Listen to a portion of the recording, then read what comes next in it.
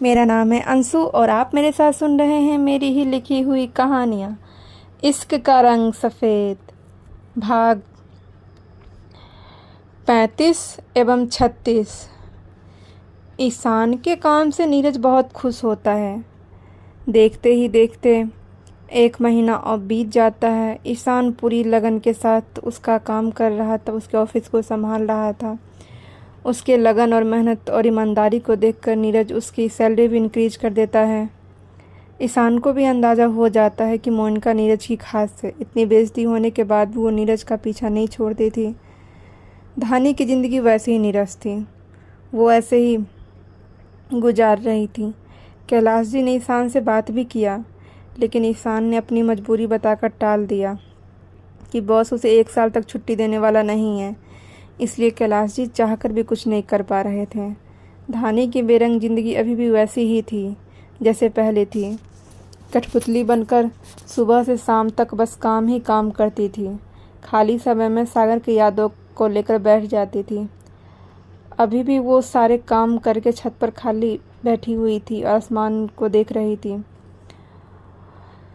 सागर की तस्वीर लेकर बैठी हुई थी और उस दिन को याद कर रही थी जब सागर पूरे परिवार के साथ उसे देखने आया था। सागर के मन में धानी की मासूमियत बस गई थी, जो वो गांव से वापस जाने के बाद भी वो भुला नहीं पाया था। एक झील के किनारे गुमसुम सा बैठा हुआ था और सर्द पानी में छोटे छोटे पत्थर फेंक रहा था। तभी उसका दोस्त उसके पास आता है। क्या हो गया सागर, आजकल कुछ ज़्यादा ही गुमसुम रहने लगा है। अभी तो कोई ख़ास मिशन भी नहीं है जिसके बारे में तू इतना सोच रहा है। धानी के गांव का लड़का ठाकुर साहब का बेटा राकेश उसके बगल में बैठते हुए बोलता है, बस ऐसे ही कुछ सोच रहा था। नई नई शादी मेरी हुई और यादों में तू डूबा रहता है। राकेश उसके गले में हाथ लपेटते हुए बोलता है, हम जब से तुम्हारी शादी में गया हूँ ऐसा लग रहा है जैसे अपना सब कुछ खो वहीं पर छोड़ कर आ गया हूँ। कुछ सामान छूट गया है क्या तुम्हारा? बताते क्यों नहीं हो? अभी फ़ोन करते हैं, भाभी जी को पूछते हैं। नहीं नहीं राकेश, उन्हें परेशान मत करो, कोई सामान नहीं छूटा है, बल्कि मेरा चैन करार सब छूट गया है वहाँ पर। चैन करार? मैं कुछ समझा नहीं। तुम्हें वो धानी क्या नाम था उस लड़की का जो वो नदी किनारे मिली थी और रंग लगाया था? अरे वो धनिया जो पागल की तरह पूरे गांव में घूमती रहती है। हाँ लेकिन वो पागल नहीं थी। अरे वो पागल नहीं है, हम सब ऐसे ही पागल कहते हैं उसे। तू बता क्या हुआ? तू उस लड़की के बारे में क्यों सोच रहा है? वो तुझे कैसी लगती है? कैसी लगती है का क्या मतलब? ठीक ही लगती है, गांव की है तो भैया भैया बोलती रहती है। गांव की सभी लड़की तुम्हें भैया बोलती है? हाँ, गांव की सभी लड़की हमें भैया ही बोलती है और सारी लड़कियां हमारी बहन ही होती है। तू क्यों इतना पूछ रहा है? वो वो धानी मुझे पसंद है। क्या? पागल हो गया है? मतलब तू शहर का मुंडा होकर उस पागल सी लड़की को पसंद किया है जिसे सही से बोलना तक नहीं आता है? तुम्हें पता है वो शायद ज़्यादा पढ़ी लिखी भी नहीं है। राकेश, प्यार इंसान की काबिलियत से नहीं मासूमियत से होती है और उसकी मासूमियत में मैं खोकर रह गया हूँ।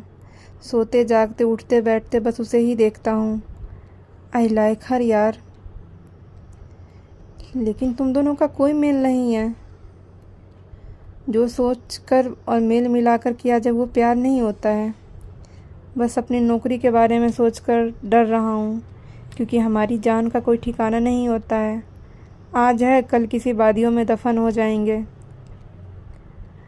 सागर सामने कश्मीर का खूबसूरत नज़ारा देखते हुए बोलता है, तो क्या हम फौजियों का ब्याह नहीं होता है क्या? दुनिया में बहुत सी लड़कियां होती हैं जो हम जैसे फ़ौजी को फ़ौजन बनना चाहती है। अगर हम चले भी जाएंगे तो हमारी जोगन बनना चाहती है। देश प्रेम अगर हमारे दिल में है तो उन लड़कियों के दिल में भी होता है जो देश प्रेम के लिए अपने प्यार की कुर्बानी भी सह जाती है। मैं भी सुभद्रा से मिलने से पहले यही हिचकिचाता था। मुझे लगता था वो मेरे घर वालों के दबाव में शादी कर रही है, लेकिन शादी से पहले जब वो मुझसे मिली तब मुझे पता चला कि मुझसे प्यार करना चाहती है। वो एक फ़ौजी की वर्दीधारी से शादी करना चाहती है। और देख, आज मैं कितना खुश हूँ। जब सुबह उसकी खनकती हुई आवाज़ सुन लेता हूँ तो दिन बन जाता है मेरा।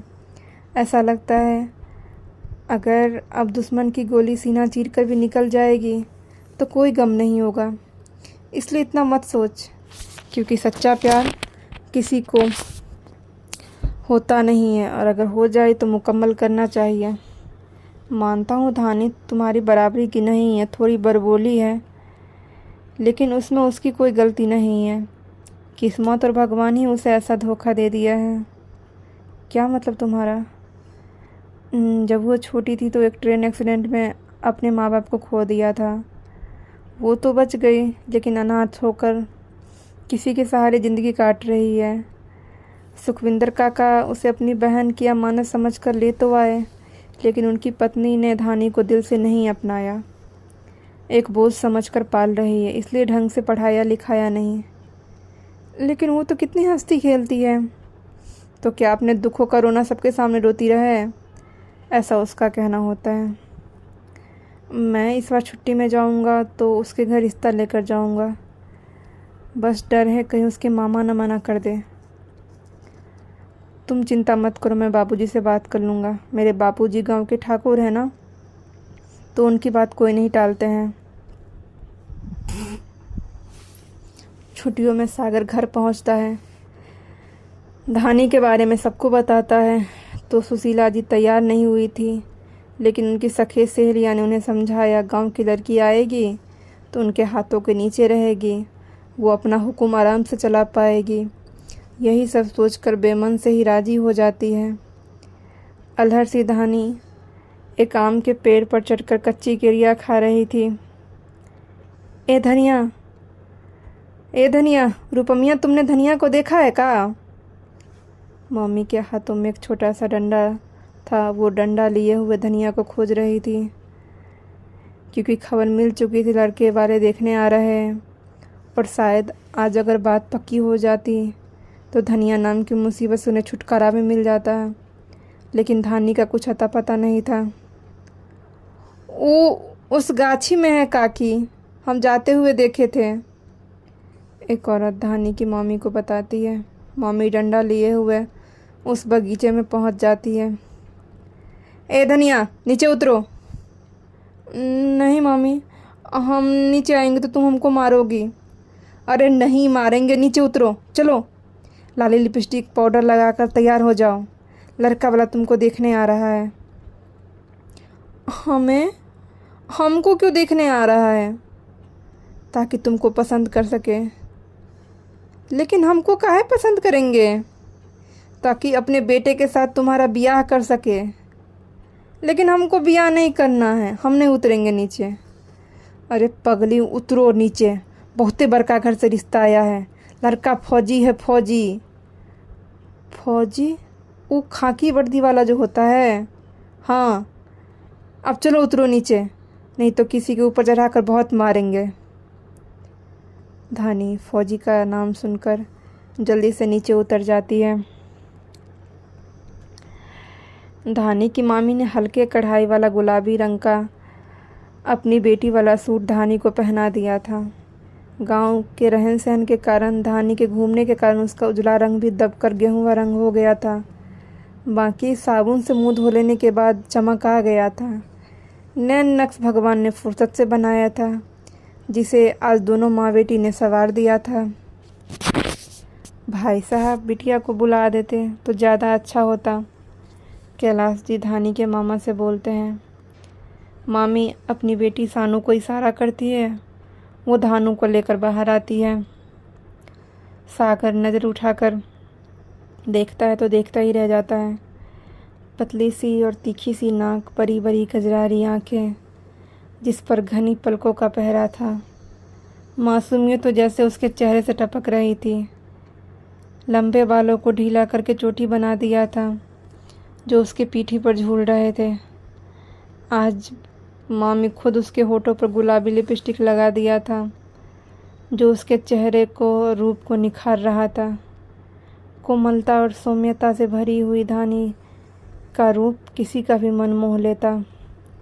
सागर जो उसे सामान्य और होली के रंग से पुते हुए चेहरे को देखकर गया था, आज उसके इस चांद से खिले हुए चेहरे को देखकर और दीवाना हुए जा रहा था। क्या नाम है तुम्हारा? अपनी माँ की आवाज़ सुनकर सागर वर्तमान में वापस आता है।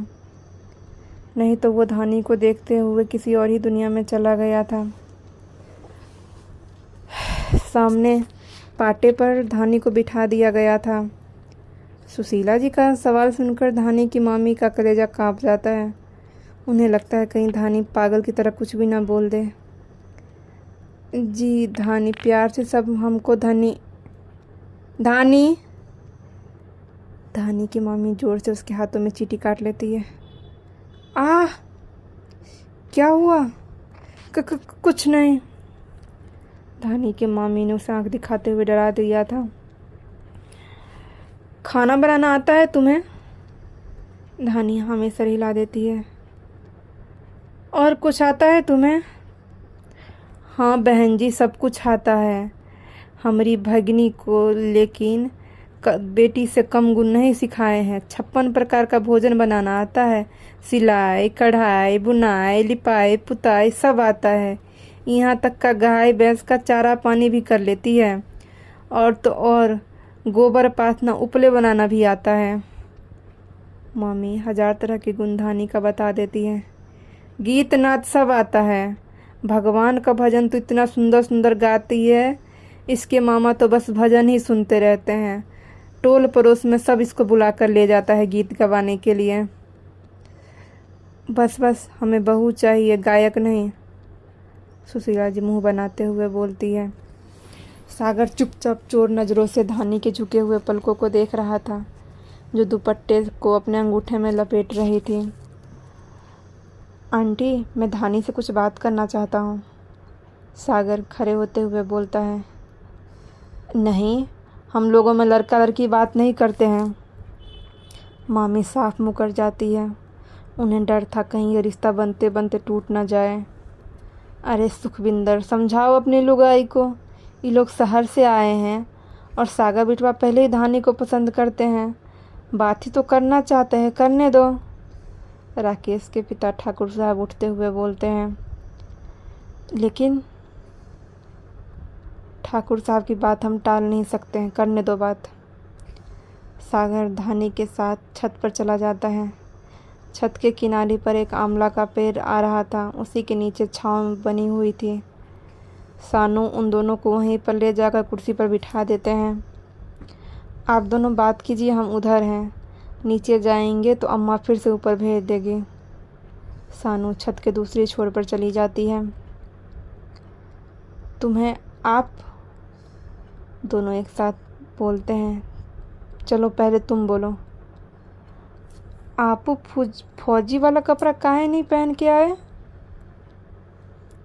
धानी शिकायत भरे लहजे में बोलती है।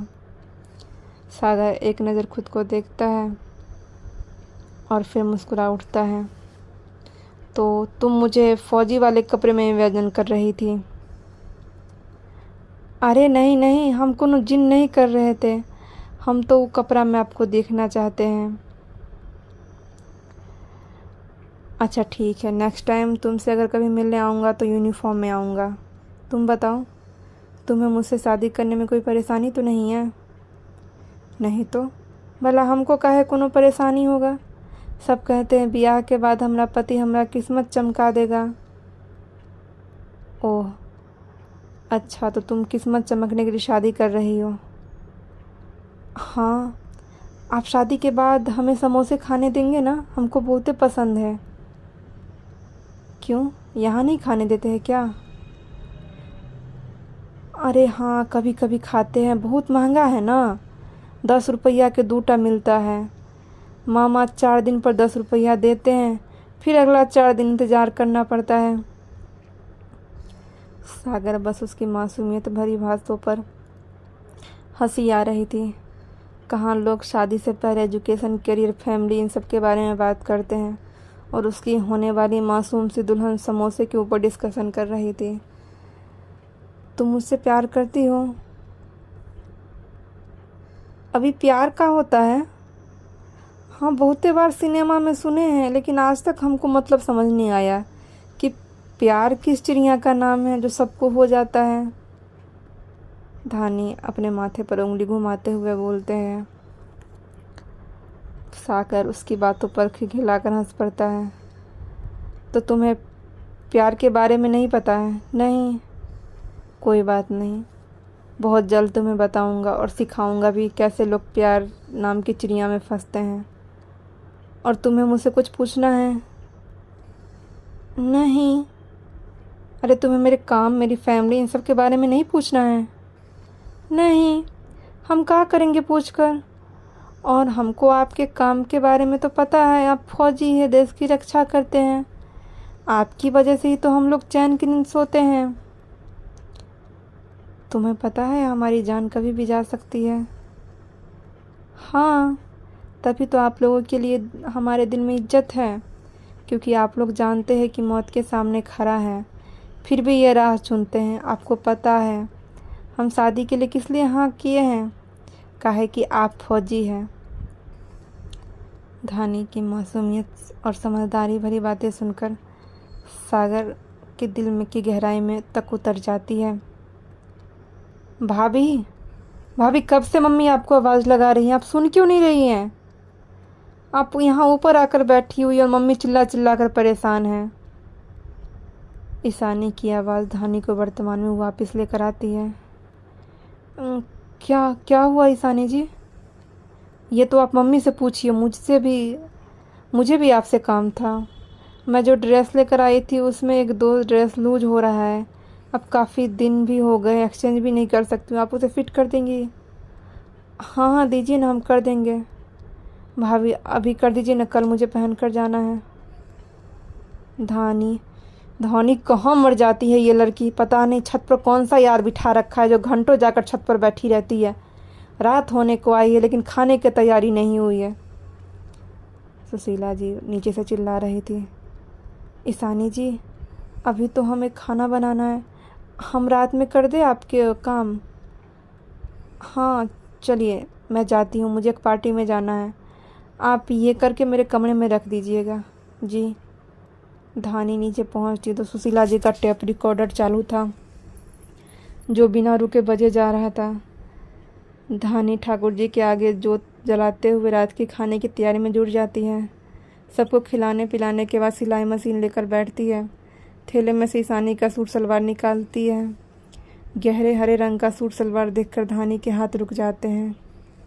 ये रंग उसे बहुत पसंद था। दुपट्टा फिसलकर नीचे ज़मीन पर गिर गया था। धानी झुककर दुपट्टा को उठा लेती है।